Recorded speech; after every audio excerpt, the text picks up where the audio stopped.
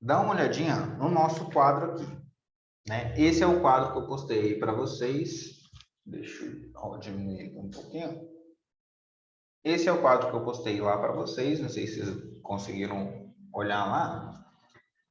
E eu vou explicar brevemente aqui o que é cada um. Deixa eu ver se está focando. Foca, foca. Diminuir a claridade. Bora. Vamos lá, gente. Quem não tirou print, dá tempo de tirar print ainda lá. Viu? É só ir lá e tirar print que está bem nítido lá no Instagram. Olha só. Então, um resumo da matéria de vocês de arco do ciclo trigonométrico, né? Então, pensa aí, ó, se eu tenho um ponto A que é igual a um ponto B, se eu permanecer no mesmo lugar, eu considero que eu tenho um arco nulo. Se eu sair do ponto A, dei uma volta e cheguei até o ponto B novamente, eu considero um arco de volta. Isso aqui é pouco cobrado, né? É muito óbvio para ser cobrado. Mas isso aqui é importante, né? Qual a diferença aqui do arco AB para o arco BA? Qual é a diferença? O arco AB é o arco que sai de A e vai para B. Olha só por onde ele passa. O arco BA é o arco que sai de B e vai para A. Por que isso? Porque a gente tem circunferência orientada, né? Daqui, se a gente considerar, se eu ando ângulos para o sentido anti-horário, eu considero ângulos positivos. Se eu ando aqui no sentido horário, eu considero ângulos negativos. Galera, se for falar alguma coisa comigo, fala no áudio, tá bom? Vamos lá, radianos. Em radianos, o que é o radiano em si, né, que a gente já estudou? Só lembrando, o radiano é o comprimento do ângulo cujo arco tem o comprimento de um raio. Simplificando, pega esse raio, coloca aqui na circunferência. Esse ângulo vale 1 radiano. A circunferência, ela tem 2 π raios, então significa que ela tem 6,28, né? 2 π radianos. Então, 2 π radianos é o tanto que a circunferência tem, ou seja, são 6,28 raios de comprimento a circunferência tem. Beleza. Então, é importante lembrar que se eu dividir o comprimento do arco pelo raio, eu vou achar o valor em radianos, né? Não é uma razão de quantos raios da circunferência? Então, eu vou achar isso. Prosseguindo, a gente falou da medida de grau. O que é a medida de grau? Grau é quando eu pego a circunferência e divido ela em 360 partes. Cada pedacinho aqui, cada ângulo desse vale 1 grau. Eu posso fazer a transformação, né? Que 1 grau, graus em radianos, vai fazer o quê? 180 graus é equivalente a π radianos. Por quê? Porque 360 graus vale 2 π radianos. Então, eu já simplifiquei a conta aqui.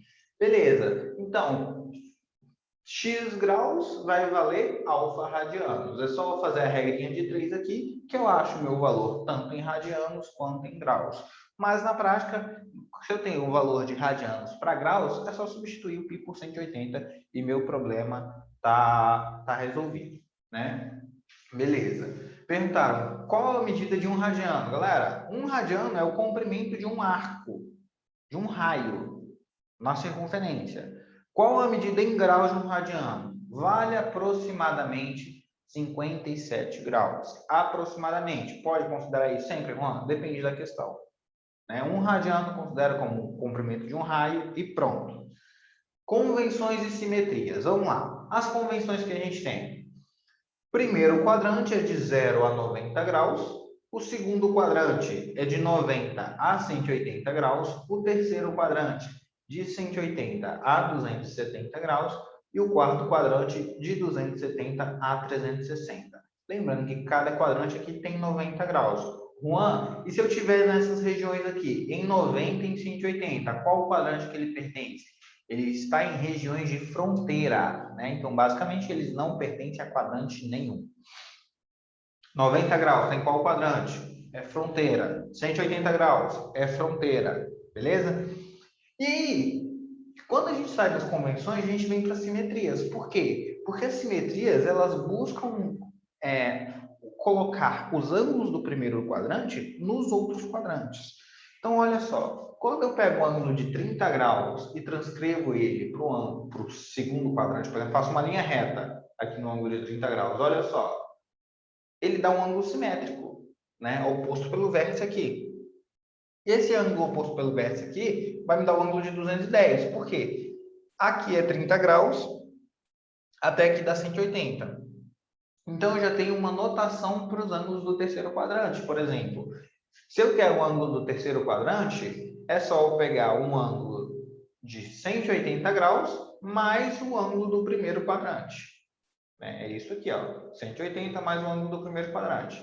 Se eu quero saber o ângulo de 150, o ângulo do segundo quadrante, basta colocar uma linha paralela aqui, ó, paralela ao meu eixo. Vou achar que 30 graus é correspondente a esse ângulo aqui. Quando eu faço isso, né, esse ângulo aqui ele é espelhado aqui. Ou seja, seria 180 menos esse ângulo de 30 graus. Ou seja, para ângulos no segundo quadrante, 180 menos o ângulo do primeiro quadrante. Né? Menos o 30 graus, que dá 150. E eu posso fazer isso para o quarto quadrante também. Basta eu colocar uma linha assim, ó. Né? Que eu vou ver que a distância do meio até em cima é a mesma distância do meio até embaixo. Logo, 30 graus aqui em cima, 30 graus aqui embaixo. Então, seria 360 menos os 30 graus. E assim eu acho todas as simetrias. E esses ângulos aqui são os ângulos em graus que eu coloquei. Ó. 30, 45 e 60, que são nossos ângulos notáveis. Então, olha só. Um ângulo de 60 graus, ele é simétrico, dá para ver a cor aí, ó? Ele é simétrico nesse quadrado azul, né? E esse quadrado azul me dá os ângulos de 60, 120, 240 e 300 graus. Por quê? Eu aplico a regra de transformação em cada quadrante e, portanto, eu tenho esses ângulos aqui. E aí eu venho para as simetrias, né? Porque, ó, eu tenho o ângulo de 45 graus em todos os quadrantes, o ângulo de 30 graus em todos os quadrantes, né? Juan, por que você usa essas simetrias? Porque a gente associa essas simetrias com esses ângulos notáveis aqui que a gente tem. Né? Todo mundo sabe que os ângulos notáveis que a gente tem é um ângulo de 30, 45 e 60 graus. Né? E esses ângulos, eles são propriamente ditos, esses aqui, ó. A gente faz a tabelinha de seno, cosseno e tangente e a gente faz 1, 2, 3, 3, 2, 1. Todo mundo sobre 2 e a raiz onde não tem 1. Né? Raiz aqui no 2, no 3, no 2, no 3. Fizemos a primeira parte da tabela. A segunda parte da tabela é a parte da tangente, que a gente vem aqui. A tangente ela é diferente, né? É raiz de 3 sobre 3, 1 raiz de 3. E montei para 30, 45 e 60 graus. Por que que isso é importante? Porque eu tenho o seno é o meu eixo y, o cosseno é o meu eixo x. Os valores de seno, já que são meu eixo y, é positivo acima do eixo. Né? Se ele é positivo acima, ele é positivo aqui acima desse eixo aqui. Ó. Portanto, ele é positivo no primeiro e no segundo quadrante. E ele é negativo no terceiro e no quarto. O cosseno, ele é positivo, né? Já que o cosseno é o eixo x, ele é positivo a partir daqui.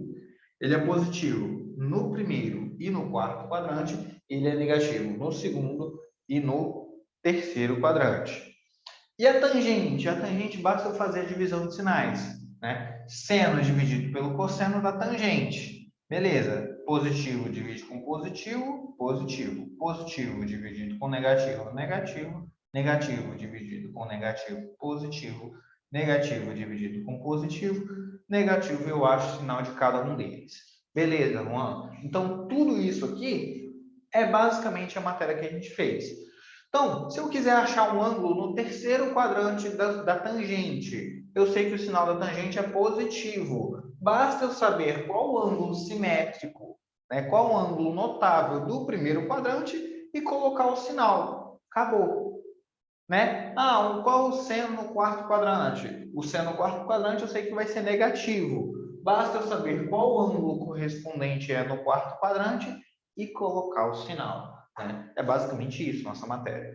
Depois a gente passa por arcos côngruos.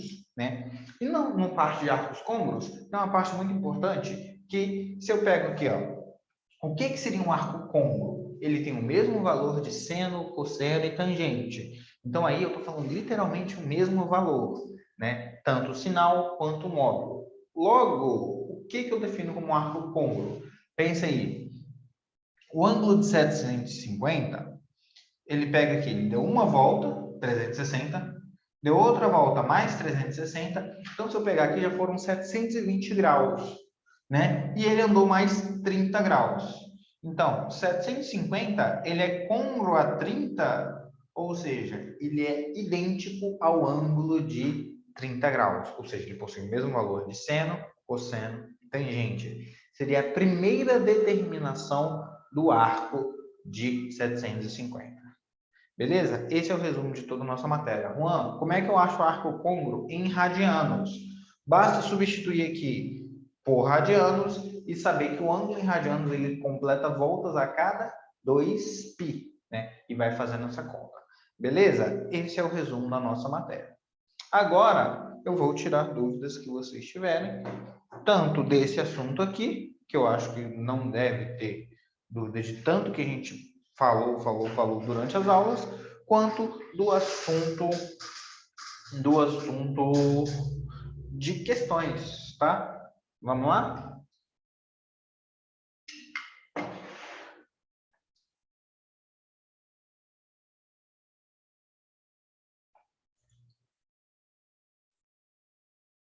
Quero saber de vocês dúvidas.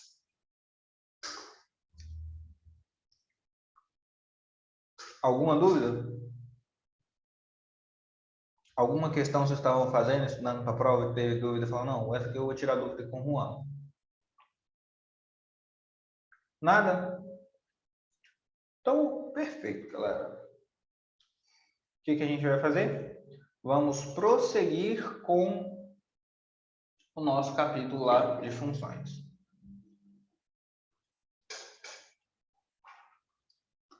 Vamos abrir aqui na página.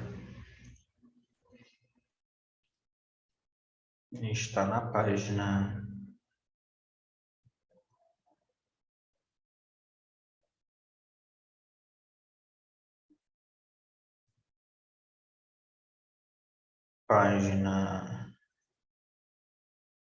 'Abre aí na... Cadê, gente? Nem sumiu a página. Página 115, galera. Vou mostrar aqui para vocês.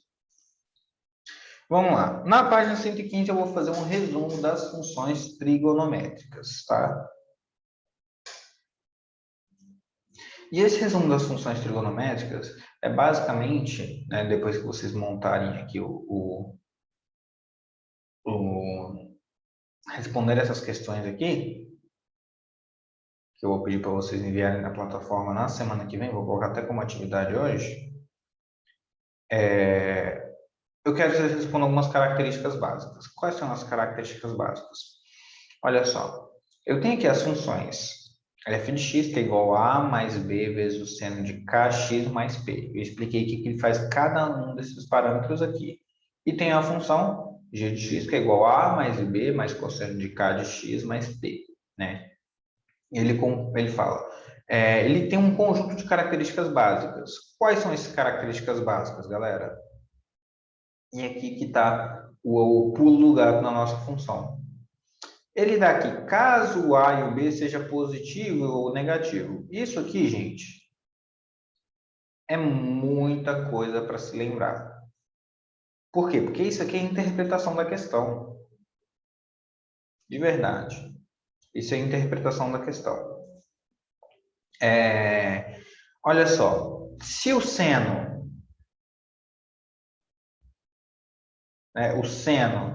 de k de x mais p, ele atinge seu valor máximo, ele atinge o valor de 1. Se o seno, deixa eu fazer escrito para ser melhor. Se o seno de k de x mais p, ele atinge seu valor máximo, ele atinge o valor de 1. Se ele atingir seu valor mínimo, ele atinge o valor de menos 1. Se eu tenho o cosseno disso, o cosseno máximo aqui, ele atinge seu valor 1. E o cosseno mínimo, ele atinge seu valor de menos 1. Né? Esses são os valores de seno e cosseno. Agora, pensa comigo. Nas transformações, eu tenho a função do tipo assim, ó. F de x é igual a mais b vezes o cosseno ou seno, né? O cosseno ou seno de k de x mais p. Então, reparem bem, se esse número que está aqui for negativo, se você joga 1 aqui, vai ficar um número ainda mais negativo, né? Vai ficar um número menor. Então, sempre, se eu quero descobrir se o valor vai ser máximo ou mínimo, é só eu jogar na minha função. Como assim, Juan? Eu vou jogar na minha função lá, né? Eu vou descobrir o máximo ou o mínimo, ou seja, o máximo ou mínimo eu vou substituir na minha função, ou seja, por tudo isso aqui, por 1 ou menos 1. Então, basicamente, se eu substituo por 1 ou menos 1, vai ficar aqui o máximo ou mínimo sendo definido por A mais B.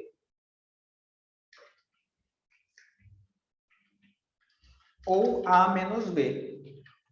Juan, então você está falando que o máximo vai ser A mais B e o mínimo vai ser A menos B? Não.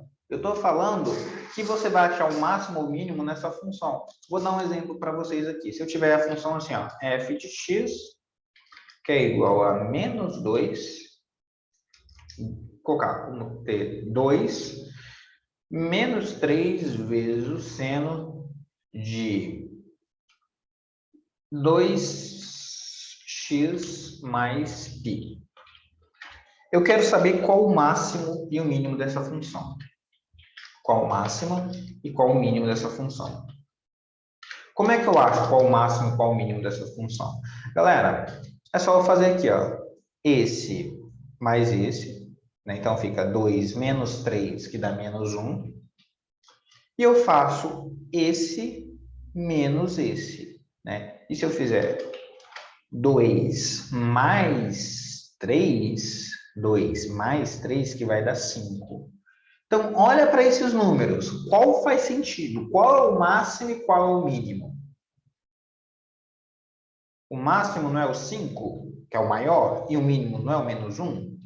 Beleza. Mas reparem só que o máximo é quando eu faço essa conta aqui, ó. Eu faço f de x sendo igual a 2 menos 3, que multiplica o seno, que tem que dar menos 1, não é? Isso aqui tudo, ó, seno de px, ele tem que dar menos 1. Então, eu tenho um máximo quando o meu seno, ele vale menos 1. Perceberam? Então, galera, vai depender da interpretação de cada questão. Isso aqui é difícil? Não, não é difícil. Basta você enxergar aqui se o valor de B aqui, ele é positivo ou negativo. Né? A mesma acontece se fosse aqui cosseno.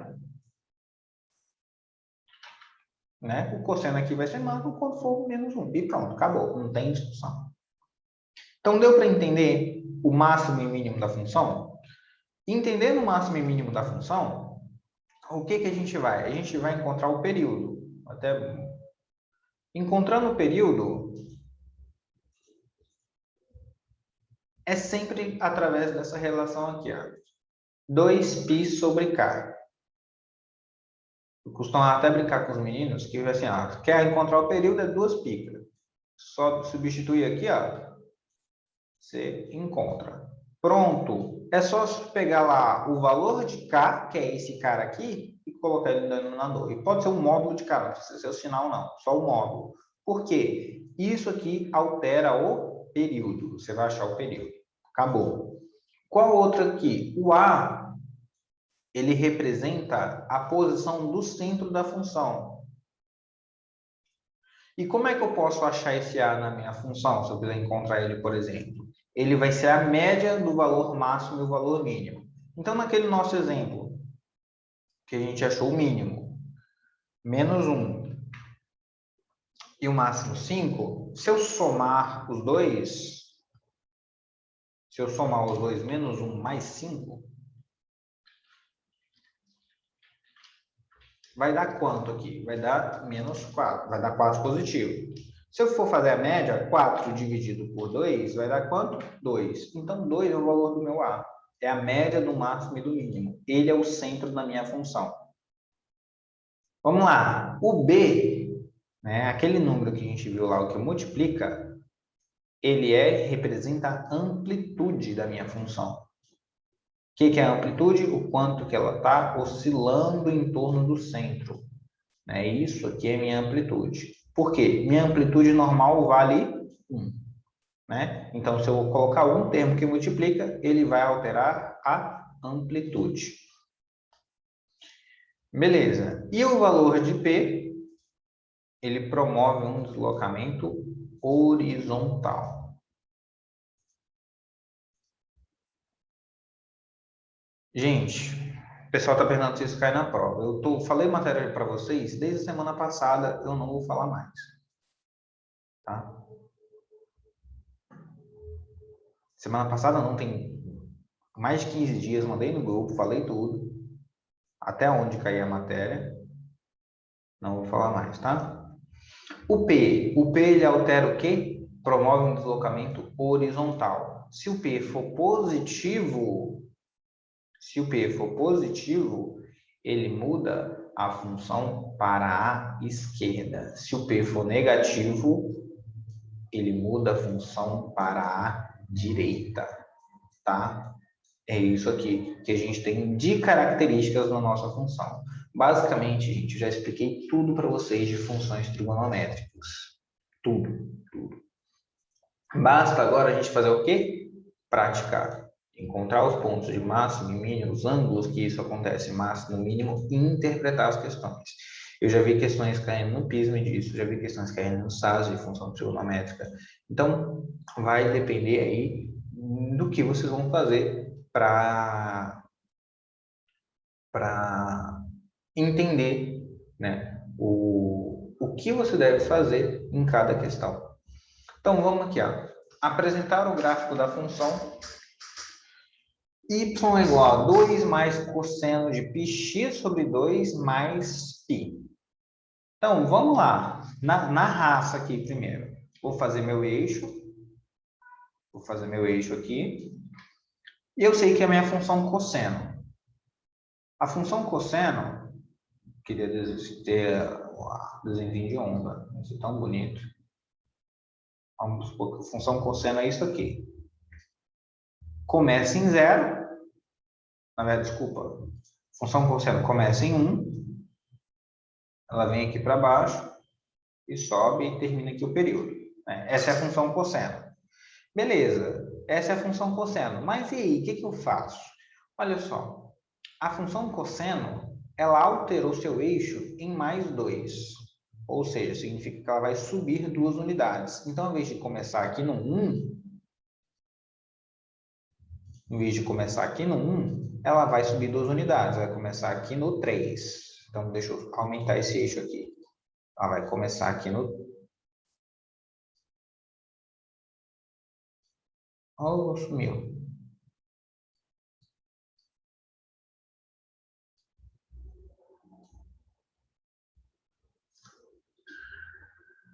Ela vai começar aqui no 3. Beleza. Então, vamos contar aqui, ó. 1, 2, 3. Então, minha função vai começar aqui. Ela não teve alteração de amplitude. Então, ela vai começar no 3. Então, o máximo é o 3 e o mínimo vai ser aqui no 1. Ela vai fazer, tecnicamente, esse movimento aqui. Ela vai vir aqui e vai fazer assim. Ela vai completar sua volta assim. Beleza. Ficou muito feia essa função. Vai começar aqui, desce, completa sua volta aqui. E aí, ele tem aqui a alteração de período. Vamos lá. O período vai ser 2π sobre K. K é π sobre 2. Então, posso multiplicar pelo inverso, certo? Ó, π sobre 2. O π não vai simplificar com o π, o 2 não passa multiplicando, o período não vai ficar 4. O período vai ficar 4. Então, significa que ela vai completar uma volta aqui em 4.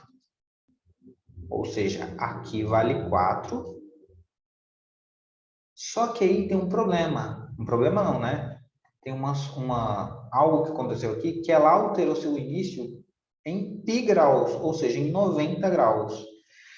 Que representa isso aqui, Juan? Significa que houve um deslocamento para a esquerda da minha função. Então, minha função ela não vai começar aqui no 90 graus, não, 180 graus, né? Ela vai começar aqui nessa metade aqui, tecnicamente. Porque se eu substituir aqui por zero, vai dar π, né? Vai ser o início da minha função. E cosseno de π, ele é menos 1, não é? Então, significa que a minha função ela vai começar aqui embaixo. Ó. Ela vai começar aqui embaixo, ela já vai crescer, vai atingir seu valor máximo, vai cair e vai terminar aqui sua função. Ou seja, a nossa função aqui é essa função em laranja. Ela começa aqui no 1, cresce, vai até o 3 e decresce, completando como período no 4. Galera, conseguiram entender aqui?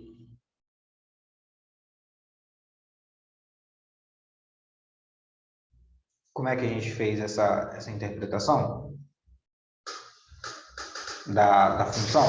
Eu fui pegando cada parâmetro e mudando a minha função para fazer esse gráfico. Juan, é sempre que eu vou fazer esse gráfico? Não, você não vai fazer esse gráfico normalmente. O que vai acontecer? Você vai interpretar as questões que tem esse gráfico. Então, a gente faz o processo de encontrar o gráfico, que fica mais fácil a gente visualizar. Olha só. Vamos colocar essa função aqui no GeoGebra. Então, 2 mais cosseno de πx sobre 2 mais π.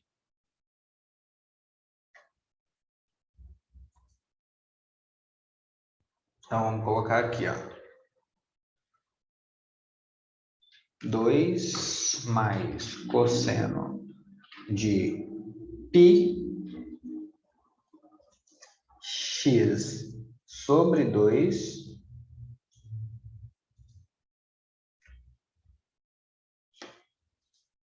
mais π, né? Mais π. Olha só, galera, ela fez exatamente o que eu falei com vocês. Olha só, todas as transformações que eu apliquei. Ela começa aqui no 1. Olha que coisa linda, gente. Ela começa no 1. Como ela andou para a esquerda, ela sobe, né? Atinge o máximo de 3 aqui igual a 2, que é metade do período, e completa a sua volta no 4. Tá vendo? Olha a comparação dessa função com a função original, que seria a função só cosseno de x. Olha só. Tá vendo que teve o período alterado, tudo alterado? Beleza? A única coisa que não teve alterado aqui foi a amplitude. Né? O de resto foi tudo alterado. Galera, quem não conseguiu pegar essa parte da interpretação gráfica, eu recomendo que faça o quê? A gente está na segunda aula, né? 8h20.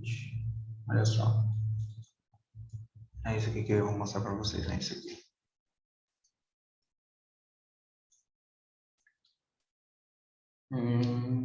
Aqui. Olha só. Eu recomendo que vocês façam a tabela, até vocês conseguirem pegar. Por que vamos fazer a tabela? Você faz aqui, ó. Se o arco for isso aqui, começa determinando valores de 0 graus. Aí, se determinar isso aqui igual a 0, você vai ter que calcular o valor de x. Determinar isso aqui igual a π sobre 2, você vai ter que determinar o valor de x. De π, né, vai em cada valor de cada quadrante. Ó. Lembra que é o ciclo trigonométrico? Ele faz basicamente isso. Ó. Determina aqui em 0, determina aqui em π sobre 2, determina aqui em π, determina aqui em 3π sobre 2 e determina aqui em 2π. Por quê? Se você fizer isso aqui, você vai achar os pontos em x. Então, você vai conseguir plotar um gráfico com os seus pontos em x. Olha só, os pontos em x. E aqui, você vai ter o valor do cosseno associado. Né? Por exemplo, se eu tiver aqui cosseno de 0 é 1. Cosseno de π sobre 2, cosseno de π sobre 2, aí eu tenho que substituir aqui, né? Cosseno... Aqui o valor do cosseno está errado. 0. Se eu substituir 0 aqui, vai dar π. Vai dar cosseno de π que vai dar menos 1. Olha só. Aí, se você fizer aqui, ó, π sobre 2. Não, tá certo. O arco de 0 é 1. Aqui o arco de π sobre 2 vai ter 0. O arco de π vai ser menos 1, ou seja, está aqui nesse quadrante do lado de cá. O arco de 3π sobre 2 vai ser 0. O arco de 2π vai ser 1. Aí você vai pegar esse valor que você achou e vai fazer a conta. 2 mais 1. Depois, 2 mais 0. 2 mais menos 1. 2 mais 0 e 2 mais 1. Achou cada um valor dos y aqui. Ou seja, você tem vários pares ordenados aqui no quadrante. Ó. Menos 2 e 3. Menos 2 é esse x. 3 é esse cara. Menos 1 e 2. 0 e 1. 1 e 2. E 2 e 3. Assim que você plotar todos esses pontos no gráfico, você vai achar o gráfico plotado da sua função. Certo? Então, a gente tem dois métodos para fazer. O método gráfico, que é o que eu prefiro fazer, eu gosto de interpretar o gráfico, você vai transformando a função, né, de acordo com o seu conhecimento, e você, que eu acho muito mais fácil do que você ficar fazendo aqui esse monte de conta. Né? Inclusive, até mais rápido. E na questão 8, olha só, ele dá duas funções. Ele pede assim, ó, determine os valores de x para quais as funções 3 seno de x mais π sobre 6 e a função g de x, que é menos 3 vezes o cosseno de x mais π sobre 6, entre 0 e 2π, ou seja, na primeira volta se interceptam. Então, para saber quando elas se interceptam, basta igualar as funções. Então, se eu igualo f de x com g de x, o que eu posso fazer? Eu posso simplificar esse 3 em ambos os lados da equação, né? Olha só, posso simplificar esse 3 com esse menos 3, vai ficar menos 1. Posso passar isso aqui dividindo, né? Passar o cosseno disso aqui dividindo, e vai ficar seno disso aqui dividido pelo cosseno, que vai dar tangente. E a tangente disso é menos 1. Já chegava aqui nesse conto aqui, ó.